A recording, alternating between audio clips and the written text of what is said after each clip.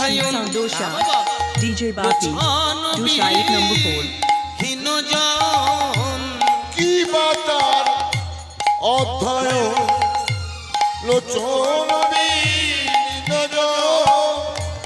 দর্পণে অন্ধেরে কিবা কাজ বলো কিবা কাজ দর্পণে অন্ধের কিবা কাজ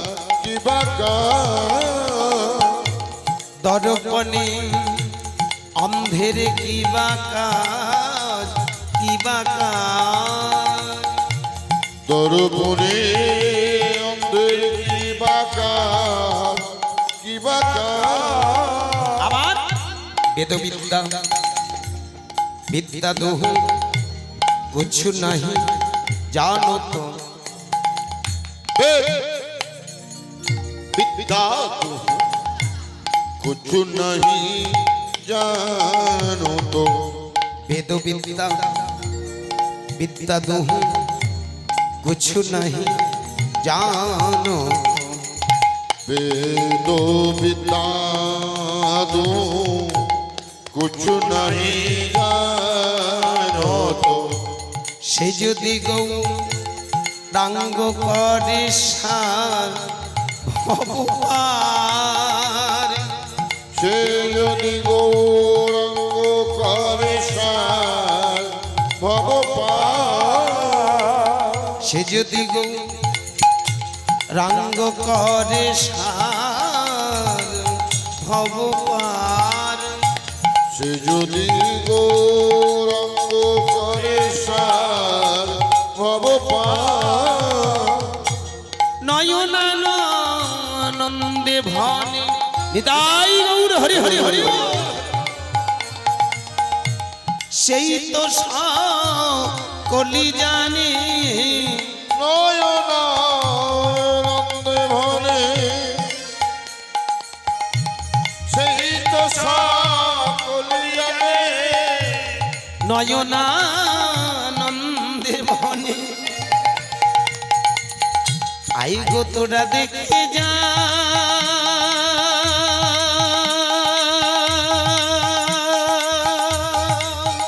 নিতাই গৌর হরি হরি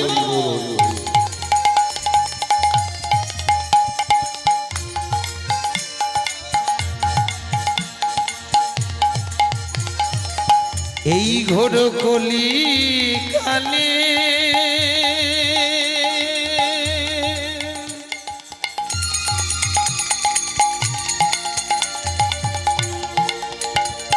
আয় আয় দেখে যা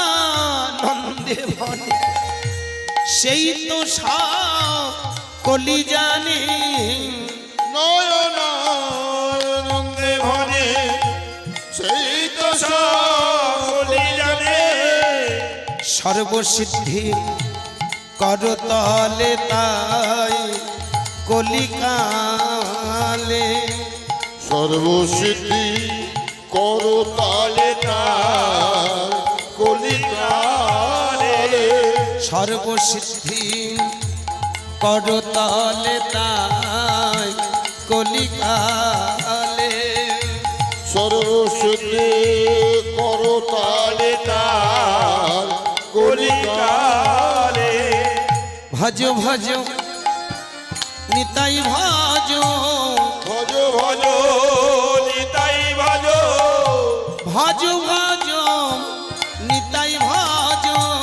ভজ ভজ নিতাই ভজ নিতাই ভজলে গৌর পাবে ভজ ভজ নিতাই ভজ গৌর পেলে ব্রজে যাবে ভজ ভজ নিতাই ভজ মানব জীবন ধন্য হবে ভজ ভজ নিতাই ভজ মানব জীবন ধন্য হবে ভজ ভজ নিতাই ভজ মানব জীবন ধন্য হবে ভজ ভজ নিতাই ভজ মানব জীবন ধন্য হবে নিতাই গৌর হরি হরি হরি হরি ভজ ভজ নিতাই ভজ ভজ নিতাই ভজ ভজ ভজ নিতাই ভজ ভজ ভজ নিতাই ভজ নয়নানন্দে ভানি সেই তো সকলি জানে সর্বসিদ্ধি করো তলে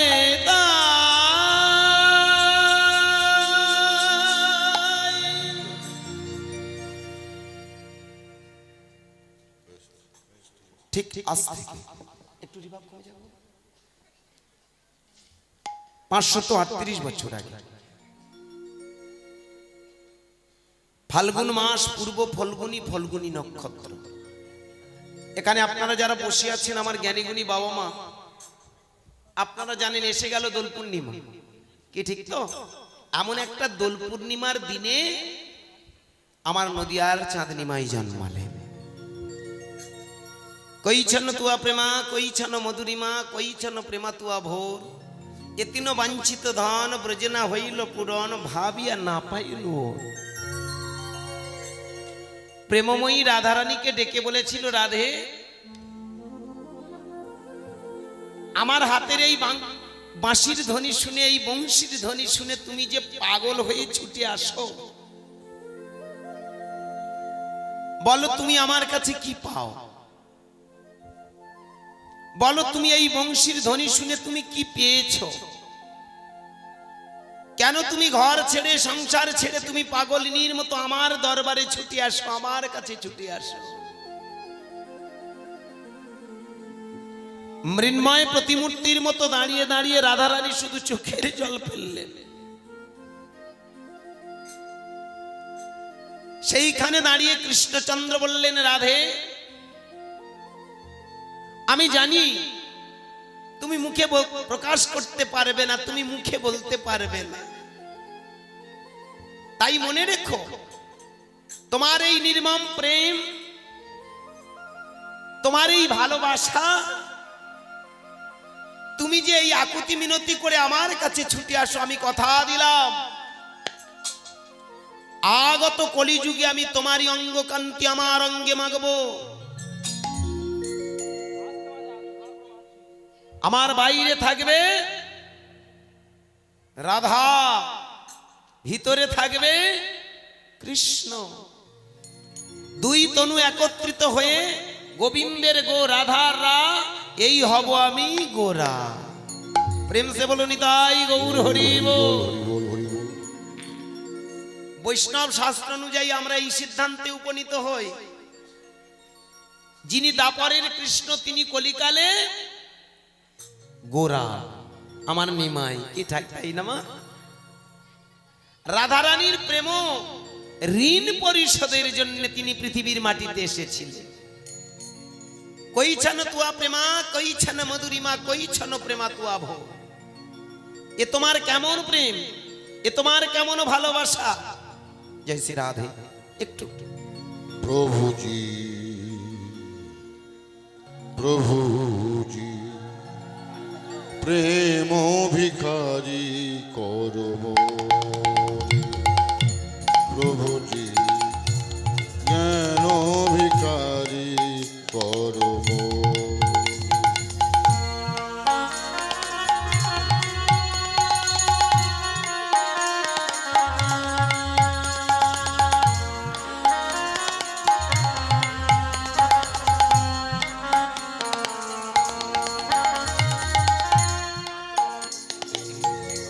হৃদয় বিনার সুরে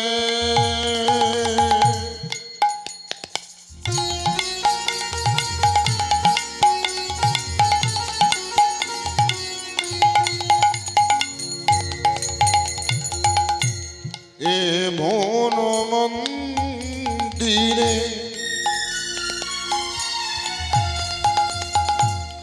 তোমার রাখি প্রেম ডোরে তোমার রাখি প্রেম ডোরে ডোরে প্রেম ভিখারি করব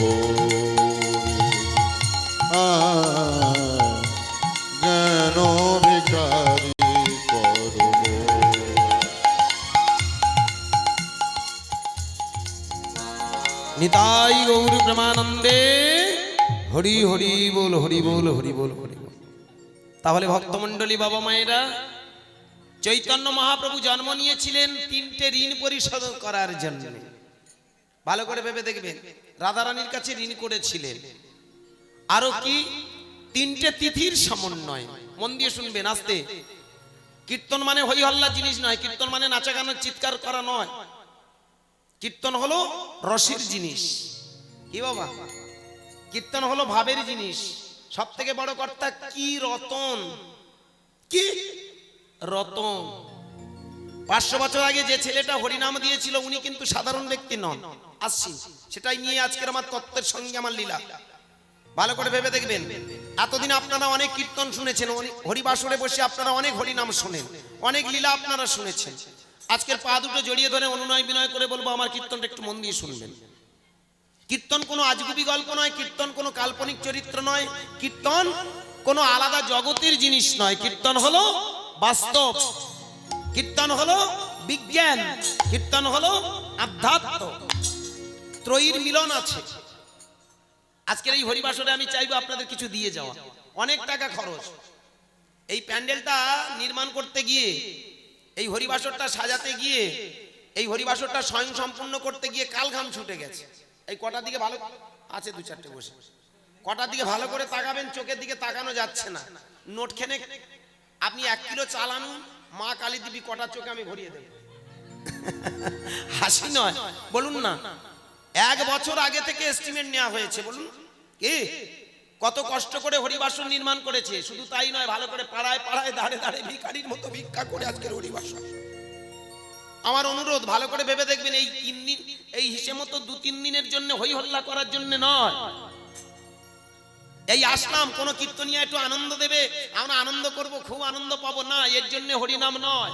এর জন্য ডান্স হাঙ্গামা আছে, যাত্রা আছে, নাটক আছে, থিয়েটার আছে, অন্য পারপাস আছে, আছে তো। কীর্তনটা কি? কি রতন। কীর্তনটা অনেকে মনে করে যে পদাবলী গাওয়াটাই কীর্তন। এটা আমাদের এখনকার দিনে তথাকথিত এটাই সিস্টেম দাঁড়িয়ে গেছে। কেউ যদি গোটা কথা পদাবলী গায় বলে ওই তো কীর্তন হচ্ছে। এটাই হলো আদি কীর্তন, জাত কীর্তন। কি বলে তো? আমি হরিবাসরে দাঁড়িয়ে বলবো একটু ভুল হবে। কীর্তনটা আজকের সৃষ্টি নয়। সত্যযুগে 2জন সব থেকে বড় কীর্তনিয়া ছিল। সব থেকে বড় কীর্তনিয়ার নাম কি? দেখি কার মাথায় আসে, দেখি। সব থেকে বড় কীর্তনিয়ার নাম কি? ভোলানাথ। ঠিক তো? ভালো করে ভালো ভেবে দেখবেন, আমার কথাটা একটু ঠান্ডা মাথায় ভেবে দেখবেন। পৃথিবীর মধ্যে বড় বৈষ্ণবটা কে? মহাদেব তো? তাহলে সব থেকে বড় কীর্তনিয়া নয়? ভালো করে ভাববেন আমার কথাটা। আর সব থেকে বড় আরো একজন বড় কীর্তনিয়া ছিল, সে হলো আমার মহাদেবের স্ত্রী। ঠিক তো? এর থেকে এই দুটো বড় কীর্তনিয়ার উপর কোন কীর্তনিয়া ছিল। তারপর 3 নাম্বার হলো ব্রহ্মা। ভেবে দেখবেন, ওরা হলো পরম বৈষ্ণব, বৈষ্ণবী, আর চতুর্মুখে গাহে কৃষ্ণ নাম। আজকের হরিবাসরে ভালো করে ভেবে দেখবেন, তাহলে কীর্তনটা শুধুমাত্র দুটো পদাবলী নয়। তারা পদাবলীর চিন্ত না, চিন্ত কি? ভাববেন আমার কথাটা। পদাবলীটা সৃষ্টি হয়েছে আজ থেকে 700-800 বছর আগে। কি কিন্তু ভেবে দেখুন, নিমাই চাঁদ যখন এলেন তারপর থেকে আমরা সাধারণত এই কীর্তনের প্রভাবটা বেশি পেয়েছি। কিন্তু কীর্তনটা আজকের জিনিস নয়। কীর্তনের অর্থ কি? কি রতন, তার নাম কীর্তন।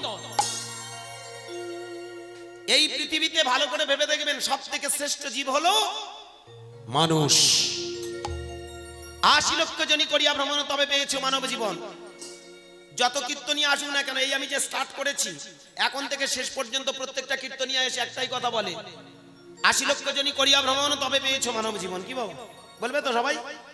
শাস্ত্র পড়ুন, সমস্ত শাস্ত্রে একটাই সিদ্ধান্ত, 80 লক্ষ জনি করিয়া ভ্রমণ তবে পেয়েছো মানব জীবন। তার আবার একটা শ্লোক বলবে, যেটা আপনার সঙ্গে মিলিয়ে নিন। স্থাবর 30 লক্ষস্য জলেন 9 লক্ষ কৃমি 10 লক্ষস্য রুদ্র লক্ষস্য পক্ষিণো পশবান 20 লক্ষস্য চতুর্লক্ষান্ত মানবা। একটু ক্যালকুলেশনটা করে নিন।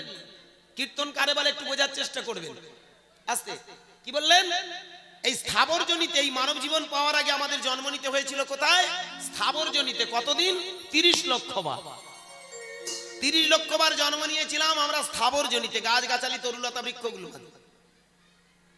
মাছ, হাঙর, কুমির, তিমি এমন করে জলের প্রাণী হয়ে আমাদের জন্ম হয়েছিল 9 লক্ষ বার। তাহলে 30 আর 9 মা কত হলো? 39। কৃমি 10 লক্ষ। ও এর সঙ্গে কল আছে, ওই জন্য কি কল হচ্ছে, সাদা হয়ে যাচ্ছে। একে টায়ার কালার মাল কি করে সাদা হয়?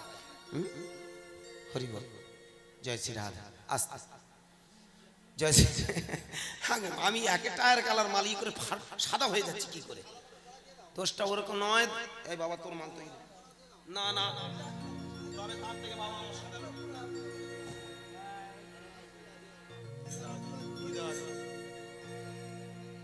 সাদা হওয়ার কোনো কল নেই, যা হওয়ার হয়ে গেছে ও থাক।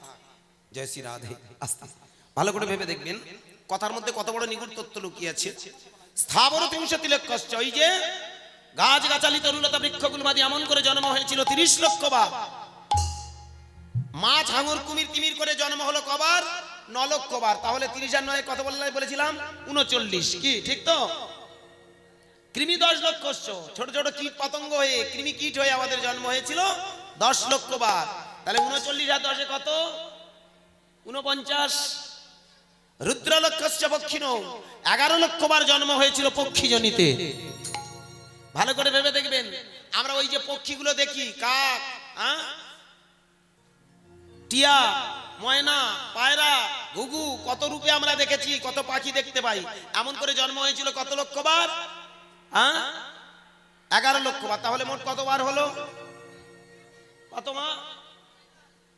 শুধু গল্প করবে নাতিপুতি নিয়ে, আমার সঙ্গে গল্প একটু করা যায় না? কি হয়েছে? কত হয়েছে? 60। আমার পাগলিমা ঠিক রেগে রেগে বলছে 60।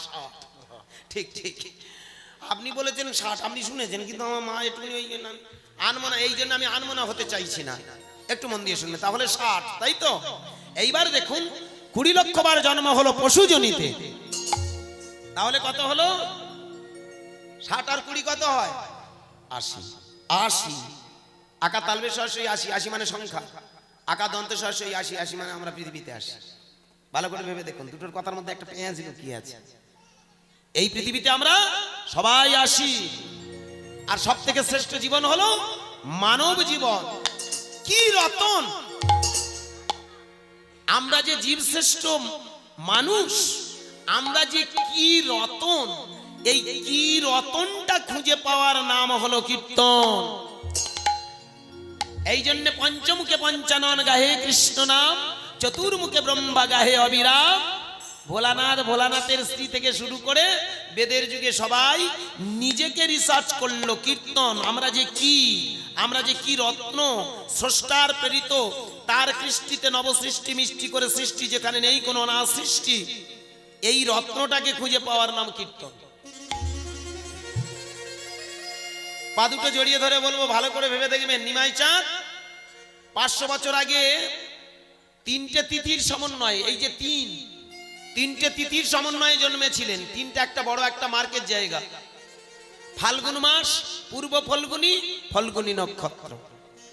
ভালো করে ভেবে দেখবেন, 3টে তিথির সমন্বয়ে যেমন জন্মালেন, 3টে কাজ নিয়ে আসতেন। কি? যেটা আমাদের শাস্ত্রে প্রমাণ আছে, যদা যদা ধর্মস্য গ্লানি ভবতি ভারত বৌদ্ধানি ধর্মস্য তদাত্মানং সৃজম্যহম পরিত্রাণায় সাধুনাং বিনাশায় চ দুষ্কৃতাম ধর্ম সংস্থাপনার্থায় সম্ভবামি যুগে যুগে। কি বাবা, তাই না? ভগবান কৃষ্ণের মুখে নিঃসৃত বাণী কেন আসে? অধর্মকে দূর করার জন্যে, ধর্মকে প্রতিস্থাপন করার জন্যে, আর প্রকৃত ভক্ত যারা তাদেরকে রক্ষা করার জন্যে। এই হলো 3টে কাজ। ভালো করে ভেবে দেখবেন। আরো একটা জিনিস হলো, তারা আসে কেন? মানুষের ভিতরে তৃতীয় নয়ন জাগ্রত করে দেওয়ার জন্য। কি বাবা? আজকের এখানে আমার মায়েরা যারা বসে আছেন, আমা আস্তে আস্তে আস্তে একটু নিরাপত্তা। এই যে এখানে যারা আপনারা বসে আছেন, আপনাদের কটা করে চোখ গো মা? কটা চোখ? 3টে, তাই না মা? আমা ভালো করে লক্ষ্য করে দেখবেন, আপনারা যেখানে সিঁদুর পড়েছেন না, ওই সিঁদুরটা আপনাদের একটা চোখ। ওটা কেন করেছেন? স্বামীর মঙ্গলের জন্য তো? ওটা কে দিয়েছে? বুড়ো? হরি বল, হরি বল। আপনার স্বামী আপনাকে দিয়েছে, তাই তো? এটা আমাদের বৈদিক রীতিনীতি আছে, ওই কানে কেন সিঁদুরটা দিল? কোনোদিন আপনারা ভেবে দেখেছেন? খুব ভালো করে ভেবে দেখবেন, ওই কানে সিঁদুরটা দেওয়া হয়। ও বাবা, আপনারা দেখেছেন প্রত্যেকের ওই ফোঁটা দিয়ে বেড়াচ্ছে ঠাকুর মশাই, প্রত্যেকের একটা করে ফোঁটা দিয়ে দিচ্ছে। কেন এগালে দেয়া যায় না? ফাঁকাগুলো ফাঁকা হয়ে পড়ে আছে, ওখানে কেন দিচ্ছে বাবা? অনেকে চুল ছড়িয়ে দিয়ে তার উপর, কেন বাবা? চুলটা আছে থাক, কি হরি বল হরি বল। ওই কানেটা কেন দেওয়া হয়? ভালো করে ভেবে দেখবেন।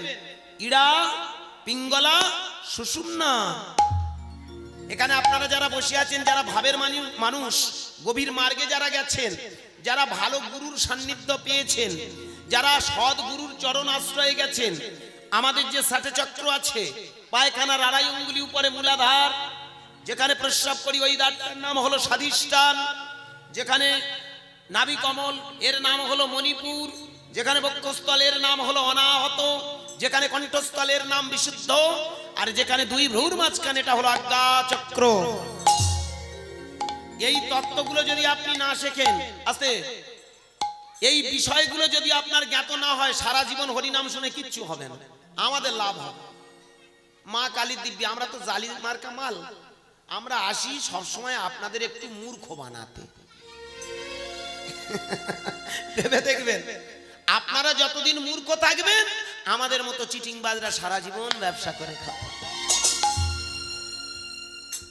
রাধা কৃষ্ণের প্রেমের গল্প করে চলে যাব, ভক্ত প্রহ্লাদ, মার্কণ্ড, ধ্রুব, হরিদাস, হরিশ্চন্দ্রের গল্প শুনিয়ে চলে যাব, রাজা রানীর গল্প শুনিয়ে যাব, নিজের গল্পটা আমরা কেউ শিখাই না। আমার নিমাই চাঁদ 500 বছর আগে নবদ্বীপের মাটিতে জন্মেছিলেন। ভালো করে ভেবে দেখবেন, একটা শিক্ষিত ছেলে, ঠিক তো বাবা? শিক্ষিত ছেলে তো নাকি মূর্খ? তখনকার দিনে নিমাই ছিল আমা টোলের পণ্ডিত গোমা। টোল বোঝেন? টোল কাকে বলা হয় গোমা? ঠাকুর, টোল কাকে বলা হয়? এখনকার দিনে দেখবেন আমাদের ছেলেদেরকে প্রাইমারি স্কুলে ভর্তি করে দিই, ওরা প্রাইমারি পাস করলে তখন আমরা কি করি, ধরুন 5 পাস করলো, তারপরে আমরা ওদেরকে নিয়ে 6-এ যখন ভর্তি করি, এখন প্রাইমারি তো 5 করে দিয়েছে, আমাদের সময় 4 পর্যন্ত ছিল, কি তাই না? আমার মায়েরা এখানে যারা পড়াশোনা করেছেন তখন ক্লাস 4 পর্যন্ত প্রাইমারি ছিল। 4 পাস করার পরে 5-এ আমাদের হাই স্কুলে যেতে হতো, তাই না? মাধ্যমিক পাস করার পরে তবে আমাদের কলেজে যেতে হতো। এখন মাধ্যমিক কেন, হায়ার সেকেন্ডারিটাও স্কুলে দিয়ে দিয়েছে, তাই না বাবা? আমাদের সময় যেমন আমরা মাধ্যমিক পাস করার পরে আমাদের কলেজে আসতে হয়েছে, এই দক্ষিণ বারাসাত ধ্রুবচাঁদ হালদার কলেজ। আসতে একটু মন দেবেন, ধ্যান দেবেন, জয়শ্রী রাধে, কথাগুলো ভালো করে দেখবেন, তত্ত্বগুলো বুঝে নিন। তাহলে প্রাইমারি স্কুল পাস করে হাই স্কুল পাস করলে আমরা চলে যাই কলেজ, কলেজ পাস করলে কোথায় যেতে হয়? ইউনিভার্সিটি। ইমা কি বাবা, ইউনিভার্সিটিতে গিয়ে আমরা ওখানে এমএ পাস করি, বিএ পাস করি, গ্র্যাজুয়েশন ওখানে কমপ্লিট করে দিই। শুধু তাই নয়, ওখানে মাস্টার ডিগ্রি কমপ্লিট করি, ওখানে আমরা পিএইচডি করি, ওখানে ডক্টরেট কমপ্লিট করি, কি ঠিক তো বাবা? তাহলে ভালো করে ভেবে দেখুন তো মায়েরা, তখনকার দিনে ইউনিভার্সিটি ছিল না, তখনকার দিনে তাদের বলা হতো টোল। নিমাই চাঁদ 500 বছর আগে নবদ্বীপের মাটিতে যখন ছিলেন, ওই যে স্কুলটা ছিল, শিক্ষার মাধ্যমটা ছিল, ওখানে ছিল টোল বলা হতো। উনি কে? টোলের পণ্ডিত। ইউনিভার্সিটির মাস্টারদের কি বলা হয়? প্রফেসর বলা হয়, ঠিক তো বাবা? প্রফেসরের উপর কে থাকে? প্রিন্সিপাল। কথাটা ভাববেন, কীর্তন শোনার পরে হবে, আগে বোঝার চেষ্টা করবেন। এই জন্য অপরাধ নেবেন না, আমি আপনাদের ঘরের ছেলের মতো একটা ভিক্ষা চাই। আগামী দিন সব বড় বড় কীর্তনিয়া, নামজাদা কীর্তনিয়া আসবেন, তারা কীর্তন করে যাবেন। আমি অত বড় কীর্তনিয়া নই, আর ওই দিন ক্যামেরা অন দা স্টেজে দাঁড়িয়ে ভিক্ষা চেয়ে বলবো, ওই রকম যেন বড় কীর্তনিয়া না হই। কেন বলুন তো? ওই জালি কারবার করে টাকা ইনকাম করার কীর্তন আমি শিখিনি। আমি চাইবো যে কটা টাকা এখানে হিসেব করে রেখে যাব, কারণ আপনাদের রক্ত ঝরা পয়সা। আমার বাবা ঠাকুরা অনেক কষ্ট করে মেহনত করে হরিবাসুর একটা টাকা আমার জন্য গুছিয়ে রেখেছে। আজকে আমি যে বাড়িতে এসেছি, অনেক রক্ত ঝরা পয়সা নিয়ে যখন যাব, কিছু যদি না দিয়ে যাই, আমি হিসাব দেবো কার কাছে? আপনাদের চোখে ফাঁকি দেওয়া যাবে, প্রকৃতির কাছে ফাঁকি দেওয়া যাবে না। আমি অনুরোধ করবো, আমার কীর্তনটা আজকের একটু মন দিয়ে শুনবেন, তবে একটু বোঝার চেষ্টা করবেন। যদি না বুঝতে পারেন তবু আমি পা দুটো জড়িয়ে ধরে বলবো একটু শুনে যান, কাজ আছে। 500 বছর আগে নবদ্বীপের মাটিতে যে ছেলেটা জন্মালো তিনি হলেন নবদ্বীপের একজন প্রিন্সিপাল, দোলের পণ্ডিত। ভেবে দেখবেন, ন্যায় রত্ন, বিদ্যারত্ন, তর্করত্ন, বড় বড় রত্নদের পরাস্ত করেছিল। লজিক আর্গুমেন্ট দেখিয়ে, ন্যায় শাস্ত্র, কি বাবা, শাস্ত্রের লড়াই করে তিনি জানিয়ে দিয়েছিল একজন তিনি মহান ব্যক্তি এসেছেন বা তিনি মহান। সেটা তার কর্ম, সেটা তার সাধনা, সেটা তার শিক্ষকতা, সেটা তার যোগ্যতা, সেটা তার অধ্যবসায়। ভালো করে ভাববেন। তাহলে সেই নিমাই ছিল উচ্চ ব্যক্তি, উচ্চ শিক্ষিত। আমার মায়েরা ভালো করে ভাবুন তো মা, যারা দেখবেন উচ্চ শিক্ষিত হয় তাদের চলাফেরাটা একটু অন্যরকম হয়, হয় না বাবা? শিক্ষায় আনে চেতনা, চেতনায় আনে বিপ্লব। নেতাজি তখনকার দিনে আইসিএস পাস করেছিল, ইন্ডিয়া সিভিল সার্ভিস। ভালো করে ভাববেন, ওই ছেলেটা যদি ওই যোগ্যতা না হতো তাহলে কোনোদিনও বলতে পারতো না give me blood I shall give your freedom. একটা শিক্ষিত ছেলে, তিনি দেখেছিল এই ভারত মাতা বড় কাঁদছে গো। 1 বছর নয়, 2 বছর নয়, দীর্ঘ প্রায় 200 বছর ধরে শুধু দরিদ্রী কেঁদে যাচ্ছে। সেইখানে দাঁড়িয়ে নেতাজি দেখেছিল আমার মা যদি কাঁদে তাহলে আমি কি শিক্ষা লাভ করলাম। আমার মা যদি চোখের জল ফেলে তাহলে এই তো সন্তানগুলো বড় কষ্ট পাবে। সেইখানে দাঁড়িয়ে নেতাজি চিৎকার করে বলল, give me blood I shall give your freedom. তোমরা এই যে অসুরের কবলে পড়ে আছো, আমি তোমাদের স্বাধীনতা দিয়ে যাব, তোমরা আমায় শুধু রক্ত দাও। ছেলেটা তখনকার দিনে উচ্চ শিক্ষিত ছিল। ঠিক তেমন ভাবুন, 500 বছর আগে একটা হাই এডুকেটেড ছেলে যার নাম নিমাই। সেই নিমাই চাঁদ তখনকার দিনে ছিলেন প্রিন্সিপাল। নিজের মাঝখানে, বুকের মাঝখানে সেই শিক্ষকতা নিয়ে, সেই যে শিক্ষিত ছেলে হয়ে বুকের মাঝখানে একটা কুড়ে কুড়ে খেলো। মনের মাঝখানটা বারবার তাকে দগ্ধানলে দগ্ধীভূত করতে লাগলো। আমি লেখাপড়া শিখেছি কিন্তু এরা তো সবাই মূর্খ হয়ে আছে। তখনকার দিনে ভালো করে ভেবে দেখবেন, নিমাই যে শিক্ষিত হয়েছিল, যে শিক্ষা লাভ করেছিল, উনি ছিলেন একটা ব্রাহ্মণ পরিবারের, শুধু ব্রাহ্মণ বললে ভুল হবে, উচ্চ পরিবার। কে? মিশ্র পরিবারের ছেলে, ভরদ্বাজ গোত্রীয় বংশের ছেলে। উচ্চ বংশে, উচ্চ কুলে জন্ম হয়েছিল তার। ভালো করে ভেবে দেখবেন, তখনকার দিনে শিক্ষাগুলো ছিল শুধুমাত্র ব্রাহ্মণ জাতির জন্য। অন্য কোন ছোট জাতিকে শিক্ষার আলো দেখানো হতো না।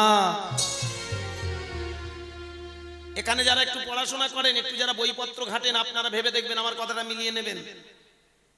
যে সময়টা আমার নিমাই চাঁদ জন্মগ্রহণ করেছিল, ওই সময়টা একটা ভয়ঙ্কর সময়।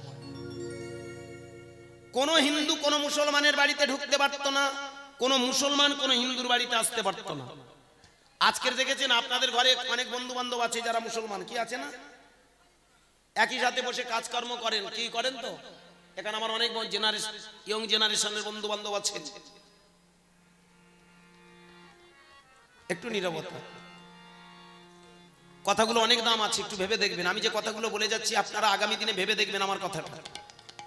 কীর্তন বারবার বলবো, কীর্তন শুনে কিচ্ছু হয়নি, আপনাদের কিচ্ছু হয়, আমাদের হয়েছে। ছোটবেলা থেকেই নামের পথে এসেছি। আপনারা জানেন যে মালা দিয়ে গেল, উনি আমায় বলছে, বলে বাবা আজ থেকে ছোটবেলায় আমি তোমাকে দেখেছিলাম। আমার বয়স 43, কিন্তু কীর্তন জগতে বয়স হয়ে গেল 33। 10 বছর বয়স থেকে এই লাইনে এসেছি। বাবা পরের বাড়িতে দাসত্ব কেটেছে, মা পরের বাড়ি দাসী বৃত্তি করে আমাকে মানুষ করেছে। এমনকি আমিও পরের বাড়িতে দাসত্ব কেটেছি। ছোটবেলা থেকে আমাদের এটা রক্তের সম্পর্ক ছিল, গান বাজনা। এই গান বাজনার পথটা আমি বেছে নিয়েছিলাম ছোটবেলা থেকে, এবং বাঁচিয়ে দিয়েছে আমার বাবা আমার মা। যাদেরকে আমি মনে করি ভগবান উপরে আছে কিনা জানি না, আমি জীবন্ত আমার বাবা মাকেই আমি মনে করি আমার ভগবান। সেই বাবা মার হাত ধরেই গান বাজনা শিখেছি। খেতে পেতাম না জানেন, 5 ভাই বোন ছিলাম। বড় একটা দাদা ছিল, আমার এই যে কিবোর্ড বাজাচ্ছে এটা আমার নিজের বড়দার ছেলে। ওই যে ছোট মতো একটা কিবোর্ড বাজাচ্ছে না, ওটা আমার নিজের বড়দার ছেলে। ওর বাবার একটা বড় দাদা ছিল, মানে বুঝতে পারছেন, ওর বাবা এখন আমার বড় দাদা, তো দাদার উপরে আর একটা দাদা ছিল, না খেতে পেয়ে মারা গেছে। তারপরে ওর বাবার পরে একটা দিদি ছিল, সেটাও না খেতে পেয়ে মারা গেছে। তারপরে আমরা 2 ভাই, এখন মোটামুটি আমরা 3 ভাই। এমন একটা দারিদ্রতা ছিল, অভাবের তাড়নায় না খেতে পেয়ে আমার 2 মানে একটা দাদা একটা দিদি হারিয়ে ফেলে। বাবা কাঁদতো বসে বসে, অনেক কষ্ট করে তোদের মানুষ করেছি, একটু হরি নামের পথে থাক। আজকের নামের পথে দাঁড়াতে দাঁড়াতে এইখানে দাঁড়িয়ে গেছি। অপরাধ নেবেন না, খেতে পেতাম না। এই কীর্তন, এই যে বিজনেসটা যে কত দামি জায়গা সেটা বলে বোঝাতে পারবো। এত টাকা আসবে আমি সবচেয়ে ভাবিনি। এমন একটা দিন ছিল কীর্তনে পয়সা পেতাম না, কিন্তু এই বর্তমান দিনে কীর্তনটা একটা কীর্তন নয় তো, এটা ব্যবসা। দেখতে দেখতে এমন একটা জায়গায় দাঁড় করিয়েছেন আপনারা, সেখানে দাঁড়িয়ে আজকে লক্ষ লক্ষ টাকা ইনকাম। মিথ্যে কথা নয় মা, ছোট করে বাজে, একটু ছোট বাজে। হ্যাঁ বাবা, হরে কৃষ্ণ, বুঝতে পারছি কষ্ট, বুঝতে পারছিস, একটু ছোট করে। এমন একটা দিন ছিল খেতে পেতাম না, সেই বাড়ির ছেলে আজকে 3 বিঘা জায়গা কিনেছি। নিজের কথা বলছি, ক্ষমা প্রার্থী। থাকার একটা জায়গা ছিল না, আজকে দোতলা একটা বাড়ি হাঁকিয়েছি, শ্বেত পাথর বসছে। আর যে কটা টাকা আমার ব্যাংকে আছে ও কটা আমার বউ বলে দিয়েছে, ওই কথাটা আর বলো না। হ্যাঁ ওটা আর বলবো না, থাক, আমার মাল আমার থাক। হাসি নয়, ইনকাম তো করেছি, ঘর বেঁধেছি, জায়গা তো কিনেছি, ব্যাংক ব্যালেন্স তো করেছি। আপনাদের কি হয়েছে প্রশ্ন কি বাবা? কথাটা আমি কোথায় দাঁড় করিয়েতে চাই বুঝতে পারবেন, ভাববেন। আমি তো আমার আখর গুছিয়ে নিয়ে চলে যাব, আপনারা কি পেলেন? আমি পা দুটো জড়িয়ে ধরে তাই অনুনয় বিনয় করে বলবো, আজকের বোঝার চেষ্টা করবেন। কীর্তন বুজরুকি গল্প নয়। 500 বছর আগে নিমাই চাঁদ দেখেছিল যেভাবে হিন্দু মুসলমানের মধ্যে দলাদলি, যেভাবে ভেদাভেদ বৈষম্য, কখন মানুষ একে অপরকে হিংসা করে জানো? যখন মানুষের ভিতরে অজ্ঞানতা থাকে। কি কি বাবা? মানুষের ভিতরে অজ্ঞানতা বাস করলে একে অপরকে হিংসা করে। উভয়ের যদি জ্ঞান থাকে তখন দেখবেন জ্ঞানের ভান্ডার দিয়ে বলে, এ ভুল হচ্ছে, তুই ভালো করে ভাব, ভালো করে চিন্তা ভাবনা কর, ভালো করে ভেবে দেখবেন। হিন্দু মুসলমানের মধ্যে যেভাবে বৈষম্য, তাতে করে সমাজ ব্যবস্থা একেবারে ধ্বংসের দিকে। সব থেকে বড় কথা, ব্রাহ্মণ্যবাদ সমাজটাকে ধ্বংস করে রেখেছে। আজকের উইথিন ক্যামেরা অন দ্য স্টেজে দাঁড়িয়ে একটা কথা বলে যাই। অনেকে বলে এই শালা দীনকৃষ্ণ আর এই গুরুদাস 2 শালা সিটিংবাজ হরিনামটা ধ্বংস করে দিচ্ছে। এখন ইদানিং আমি দেখতে পাচ্ছি, আমরা দুজনে যেখানে কীর্তন করতে যাই, এখন হরিবাসরে ওদের টনক নড়ে গেছে। ওরা বলে ওই 2 শালা যদি কীর্তন করে আমরা কীর্তনে যাব না। এই কদিন আগে ক্যামেরার সামনে বলতে দিতে নেই, প্রদীপ বাবু এই তো গলাটা হরাতে আপনাদের এই ক্যানিং থানা, আমি উঠেছি, সঙ্গে সঙ্গে নায়ক বাবুদের এসে বলছে একে বায়না কে করেছে? নায়ক বাবুরা বলছে, বলে বাবা আমরা করেছি। বলে ওকে আপনারা বায়না করেছেন, আগে বলেননি কেন? আমি আসতাম না। হ্যাঁ রে, ভালো করে ভাববেন। ও প্রদীপকা, তোমার পা দুটো জড়িয়ে ধরে বলবো, আমি তোমাদের কোন জায়গায় খোঁচা দিয়েছি গো? প্রশ্ন আমরা আসলে কীর্তন করবে না। আরে মরদ থাকে, তোমার গান তুমি গাইবে, আমার গান আমি গাইবে। কে? একদম ঠিক। আজকের তথাকথিত সমাজের বুকটা জানেন, কিছু আজগুবি আর ফালসা গল্প মানুষকে শুনিয়ে মানুষকে বিভ্রান্তিতে ফেলে দিয়েছে। যে কারণে আজকের বলবো, আমার কীর্তনটা শেষ পর্যন্ত শুনবেন, তবেই বুঝতে পারবেন আমি কি বলতে চাইছি। আর আজকে আপনারা যে কেন হরিবাসন নির্মাণ করেছেন তবেই বুঝতে পারবেন। 500 বছর আগে নবদ্বীপের মাটিতে, হ্যাঁ, যেখানে দাঁড়িয়ে উইথিন ক্যামেরা অন দ্য স্টেজে দাঁড়িয়ে একটা কথা বলে যাই। প্রথমে, আমি কাউকে ইনসাল্ট, কাউকে থ্রেট, কাউকে ছোট করার জন্য কীর্তন করি না। অনেকে বলতে পারে তুমি ব্রাহ্মণদের নিন্দা করো, বৈষ্ণবদের নিন্দা করো, কীর্তনে এদের ছোট বড় কথা বলো। আমি বলবো আপনারা বিচার করবেন, আপনাদের আদালতে আমি ফেলে দিয়েছি, বিচারের দায়িত্ব আপনারা। আমি বিন্দুমাত্র কোনো বৈষ্ণব, কোনো ব্রাহ্মণদের নিন্দা করার জন্য এই কথাগুলো বলি না। এ কথাগুলো আমার কথা নয়, এটা ছিল আমার নিমাই চাঁদের কথা। বিচার করবেন আপনারা, সিদ্ধান্ত নেবেন আপনারা। 500 বছর আগে নবদ্বীপের মাটিতে সব থেকে একটা বড় চক্রান্ত ছিল কি? ব্রাহ্মণ্যবাদ। কোন ব্রাহ্মণ কোন ছোট জাতকে শিক্ষার আলোতে আসতে দিত না। ছোট জাত কাদের বলা হয়? আমা ছোট জাত কাদের বলে গো মা? যারা জুতো সেলাই করে, বলো মা। যারা পায়খানা পরিষ্কার করে, কি তাই তো? যারা চাষবাস করে। ব্রাহ্মণ কাদের বলা হতো?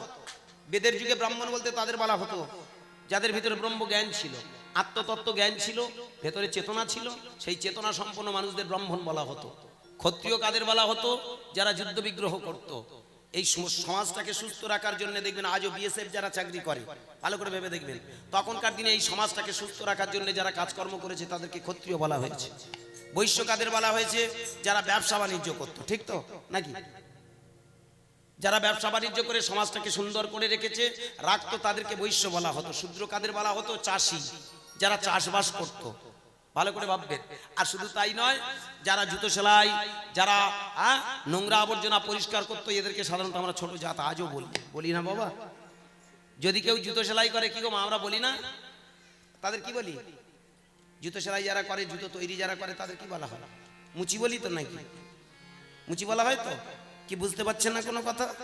তাহলে তাদের যদি মুচি বলা হয়, ভাবুন তো, জুতো সেলাই করাটা যদি ছোট কাজ হয়, জুতোর তৈরি করার যদি ছোট কাজ হয়, তাহলে যে শালা জুতোটা পরবে সে শালা কত বড় ছোট জাত ভাববেন। কেউ যদি পায়খানা পরিষ্কার করে, ভালো করে ভাববেন তো মা, ভাববেন তো বাবা, কেউ যদি পায়খানা পরিষ্কার করে টাকার বিনিময়ে হোক আর যেইভাবেই হোক, যদি সে পায়খানা পরিষ্কার করে দেয়, তাকে আমরা কি বলে থাকি? মেথর, ঠিক তো? মেথর যদি আমরা একটু রেসপন্স করবেন তাহলে ভালো লাগবে। তাহলে বলুন, সেটা যদি ছোট কাজ হয়, পায়খানাটা যদি পরিষ্কার করা ছোট জাতের কাজ হয়, তাহলে আপনারা তো বলুন বাবা, যে শালা মাল ঢেলে ঢেলে ভর্তি করছে সে কোন জাত? আমরা বুঝতে ভুল করেছি। কর্ম ছোট নয়, কোন কর্ম ছোট নয়, কিন্তু ভালো করে ভেবে দেখবেন এই কর্মের উপর ভিত্তি করে জাতের তৈরি। তাই যারা প্রতিদিন গীতা পড়েন, গীতার একটা জায়গা শ্লোক আছে, ভগবান কৃষ্ণ যখন এসেছিল তখন ছিল প্রধানত 4টে জাত। আজকের জাত জাত চারিদিকে তো ভর্তি হয়ে গেছে। হাড়ি, মুচি, মুদ্দপাড়া, ডোম, কাওড়া, করঙ্গা, তিওর, বাগদি, পোদ, কত আমরা জাত জাত করছি। কিন্তু কৃষ্ণ যখন জন্মেছিলেন তখন ছিল 4টে জাত: ব্রাহ্মণ, ক্ষত্রিয়, বৈশ্য আর শূদ্র। ওইখানে দাঁড়িয়ে গীতাতে একটা দারুণ শ্লোক ব্যাখ্যা করে বলে গেছে কি, চতুর্বর্ণময় সৃষ্টা গুণ কর্ম বিভাগস্য। যারা গীতা পড়েন প্রতিদিন আমার কথা মিলিয়ে নেবেন। চতুর্বর্ণময় সৃষ্টা, এই পৃথিবীতে 4টে জাত, 4টে বর্ণ জন্ম হয় কেন? গুণ আর কর্মের উপর ভিত্তি করে। তাহলে কোনো আলাদা কিছু নয়, জাত বলে পৃথিবীতে কিছু নয়, মানুষ কি বাবা, তাই না? কর্মের উপর ভিত্তি করে এই জাতপাত তৈরি হয়। তাহলে কোনো কাজ তো ছোট নয়। আসবেন, চলে আসুন আস্তে। কোনো কাজ তো ছোট নয়। ভেবে দেখবেন, এই পৃথিবীতে কোন একটা জায়গায় স্রষ্টার কেমন সৃষ্টি, নবসৃষ্টি মিষ্টি। দেখো, কোন একটা জায়গায় কোন একটা গরু বাছুর মরে রইল, ওই জায়গাটা দেখবেন কিছুদিন থাকার পরে ওই গরু বাছুর যে পচাটা গন্ধ হয়ে দেখবেন চারিদিকে পলিউশন সৃষ্টি করে। হয়তো বাবা দূষণ সৃষ্টি করবে না? করবে তো। তাহলে সেই জায়গাটা স্রষ্টার এমন একটা সিস্টেম, ওই পচা অংশটাও পরিষ্কার করার জন্য তিনি পাঠিয়ে দিয়েছেন কাক, শকুন, কি ঠিক তো? তাহলে ভাবুন তো বাবা মায়েরা, আমা স্রষ্টার কৃষ্টিতে আমাদের এই পৃথিবীতে সৃষ্টি করেছে। সবার মস্তিষ্ক সমান নয়। কেউ কেউ ভাবে আমি চাকরি করবো, আবার কেউ কেউ ভাবে পায়খানাটা তো পরিষ্কার করতে হয়। মস্তিষ্ক আমাদের সেই দিকে ধাবিত হয়, সেই দিকে আমরা এগিয়ে যাচ্ছি। সবাই যদি বলি আমি চাকরি করবো, তাহলে পায়খানাগুলো পরিষ্কার করবে কে? এ কাজগুলো করবে কারা? আমি পা দুটো জড়িয়ে ধরে বলবো, ভেবে দেখবেন কথাটা, কোনোদিন কোনো আলাদা জাত নয়, একটাই জাত মানুষ। সেইখানে দাঁড়িয়ে নিমাই রেখেছিল, কোনোদিন কোন ব্রাহ্মণ্য সমাজ ব্রাহ্মণ্যবাদ দিয়ে কোন ছোট জাতকে তাদের শিক্ষার আলো দেখানো হয়নি। কেঁদে উঠল আমার চৈতন্য মহাপ্রভুর হৃদয় খানি। প্রেম সে বলো নিতাই গৌর হরি ও।